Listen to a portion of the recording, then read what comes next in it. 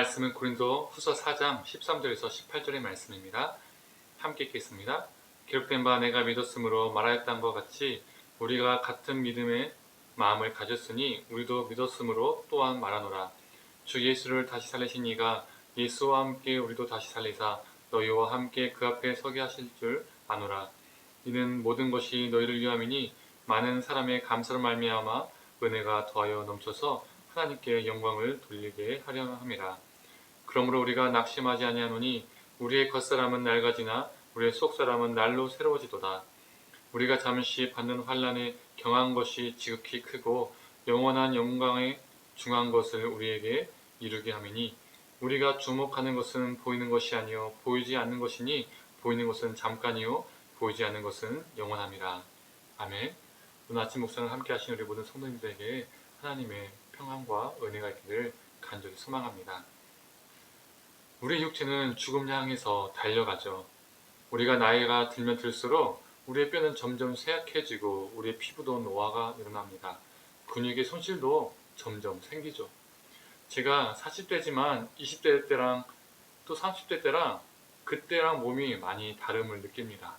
피곤을 회복하는 속도도 다르고 운동할 때도 청년 시절보다 반사신경이 느려졌다는 것도 느끼게 됩니다. 이처럼 누구든 나이가 들면 어떻습니까? 들면 들수록 육체는 쇠하여지고 결국 죽음을 맛보게 되는 것이죠.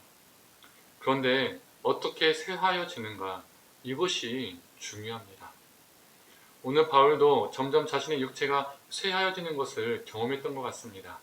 그가 나이를 점점 먹어서 쇠하여진 것도 있겠지만 온갖 고난 때문에 몸이 많이 상하고 쇠하여졌을 겁니다. 예수님께 부름을 받은 이후로 그는 오직 복음을 위해서 자신의 삶을 달려왔습니다. 어제 나누었던 말씀처럼 그는 부끄러운 일과 속이는 일과 하나님의 말씀을 왜곡하지 않으며 진실되게 사역을 했었죠. 이렇게 진실되게 사역을 하다 보니 오히려 그에게 찾아온 것은 고난이었습니다. 그는 온갖 고난을 경험하게 되고 기력을 많이 잃었던 것 같습니다. 그러나 그는 16절에 이렇게 말합니다. 우리가 낙심하지 아니하노니 우리의 겉사람은 낡아지나 우리의 속사람은 날로 새로워지도다. 저는 이 말씀이 참으로 마음에 와닿았습니다. 육체가 쇠하여지면 비례적으로 우리의 속사람도 함께 낡아지는 것이 아니라 우리의 겉사람, 육체가 낡아져도 반대로 우리의 내면, 우리의 신앙, 그리고 우리의 양심은 더욱더 새로워지는 사람. 이게 우리 그리스도인들이 가져야 할 삶이 아닐까요? 지향점이 아닐까요? 사람은 육체가 쇠하여지고 나이가 들면 들수록 생각과 사고가 많이 굳어지고 편협해지기 마련입니다. 자신의 생각과 경험, 권위를 내세우면서 타인의 의견과 마음을 헤아리지 않으려 하는 경우도 많이 생깁니다. 자신의 주장만을 내세우며 타인의 의견을 듣지 않게 되는 것이죠. 그래서 이런 사람들은 요즘 말로 두 글자로 무엇이라 표현하죠? 꼰대라고 표현합니다. 그런데 노년이 되어도 젊은 사람들에게 존경을 받고 대화가 잘 통하는 분들이 계십니다.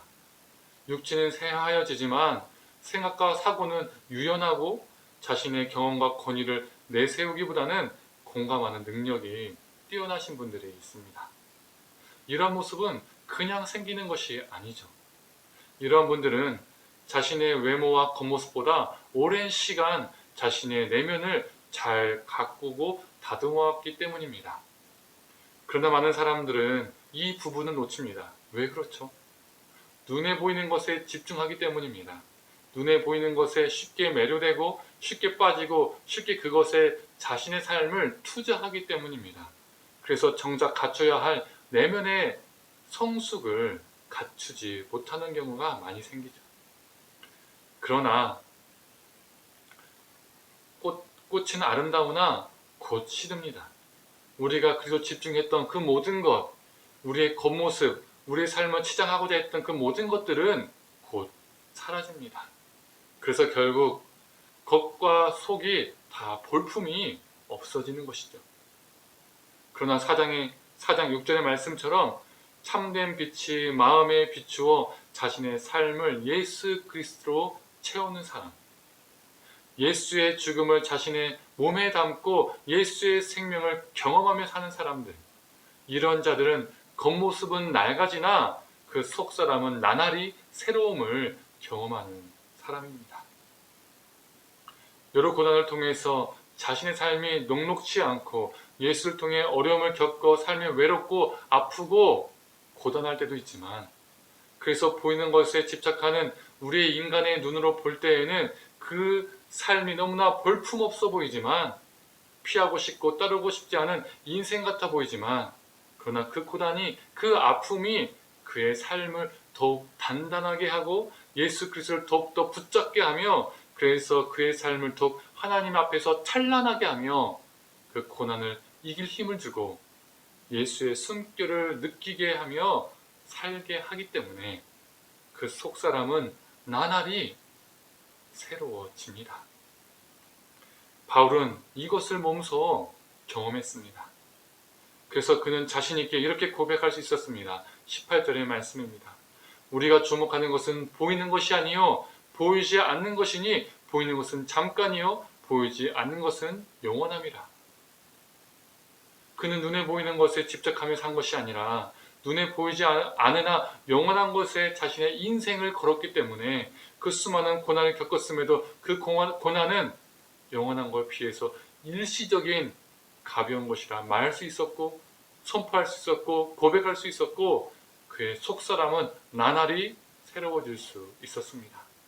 사랑하는 성도님들, 저와 우리 성도님들 모두 썩어지고 사라질 것인데도 불구하고 눈에 보이는 것에 집착하면서 그것에 붙들려 정작 갖고야 할 것을 놓치는 어리석은 사람이 되지 않기를 원합니다.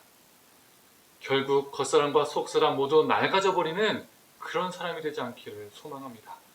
고난과 죽음을 이기시고 다시 사신 예수 그리스도를 우리 마음에 품고 영원한 것에 가치를 두며 우리도 그와 함께 살아날 것을 소망하고 예수의 죽음과 생명을 함께 우리 몸에 담아서 겉사람은 낡아질지라도 속사람은 나날이 매일매일 새로워지는 역사가 있기를 간절히 축원합니다. 기도하겠습니다. 하나님, 우리가 썩어질 것에 집착하고 썩어질 것으로 우리 삶을 치장하고 살고 있지는 않습니까? 그래서 보이는 것에, 그 썩어질 보이는 것에 너무 집착하고 살다 보니 우리 안에 있는 우리 내면을, 우리의 심령을 온전히 가꾸지 못하고 살아가고 있지는 않습니까? 결국에는 그러한 삶은 겉모습과 속모습이, 겉사람과 속사람이 다 낡아질 수밖에 없음을 우리가 기억하며 마음에 새기며 살게 하여 주시옵소서.